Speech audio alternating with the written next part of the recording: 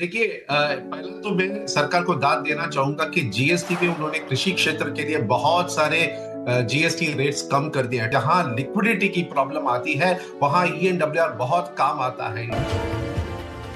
Sir, आप ईएनडब्ल्यूआर को यहाँ पर अगर सपोर्ट कर रहे हैं तो किस तरह के बजटरी एलोकेशंस की यहाँ पे ज़रूरत है, कैसे इसको बढ़ावा दिया जा सकता है और कैसे इसके जरिए फाइनेंसिंग को मजबूती दी जा सकती है, इस पर आपकी राय क्या है? बजट से क्या उम्मीदें रखनी चाहिए?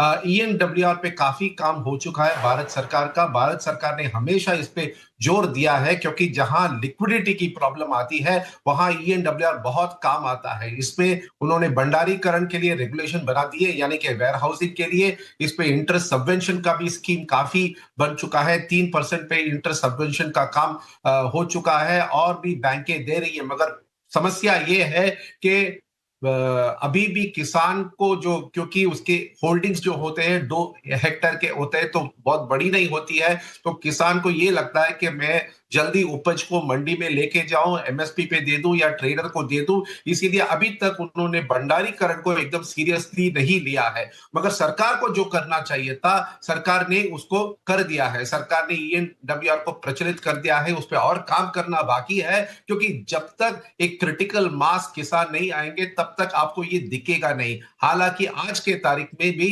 ईएनडब्ल्यूआर के सामने क्रेडिट मिल रही है, प्लेडजिंग हो रहा है और विदाउट फिजिकल मूवमेंट आपका उपज जो है इसको हाथ से और हाथ सरकार ने अपना बदल काम जाता है। कर दिया, इसको बढ़ावा देने की जरूरत है। इसमें होता क्या है कि वेयर हाउसेस में आप अपने एग्री प्रोडक्ट्स को जमा करते हैं, उसके बदले में आपको रिसीट मिलती है और उस रिसीट के जी जरिए आप फाइनेंसिंग भी मुहैया करा सकते हैं, लोन भी आपको मिल जी सकता है। चलिए सर, ये तो जी खैर ऑनगोइंग प्रोसेस है, इसको लेकर जागरूकता भी बढ़ाने की जरूरत है और छोटे जी किसानों के भी इन्वॉल्वमेंट की जरूरत है, चाहे एफपीओज के जरिए हो। लेकिन सबसे बड़ा चैलेंज जो किसान के लिए होता है वो पोस्ट हार्वेस्ट मैनेजमेंट को लेकर होता है, स्टोरेज को लेकर होता है। क्या लग रहा है, अभी भी इस फ्रंट पर काफी कुछ काम करने की जरूरत है? यहां पर इंफ्रास्ट्रक्चर की काफी ज्यादा कमी है, काफी लीकेजेस भी होती है। इस पर आपकी राय क्या है? बजट में ऐसा क्या हो कि इस फ्रंट पर सुधार हो?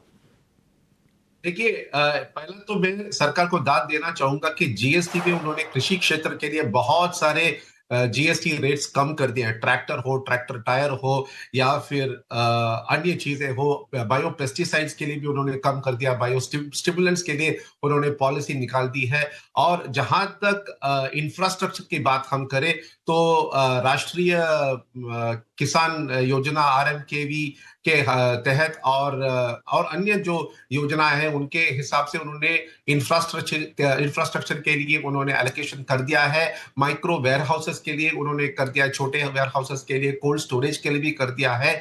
मगर इन सबको, ये तो एक ऑनगोइंग प्रोसेस है, इस पे काम चलता रहेगा और इस पे और एजुकेशन की भी जरूरत पड़ेगी ताकि इसका जो पूरा जो फल हमें दिखने लगे। तो मैं तो समझता हूं कि ये जन भागीदारी का काम है, सिर्फ सरकार का काम नहीं है, लोगों को भी करना है। और मैं सरकार से यही आग्रह करूंगा कि इसके ऊपर आप जो एलोकेशन आपने बनाया है इसको आप बढ़ा के चलिए, धीरे धीरे इसके ऊपर वृद्धि करिए और इसके ऊपर लोगों का, किसानों के लिए बहुत इनको परीक्षा, अगर एजुकेशन भी देना पड़ता है तो प्रशिक्षण करें, यही इसका फोकस होना चाहिए।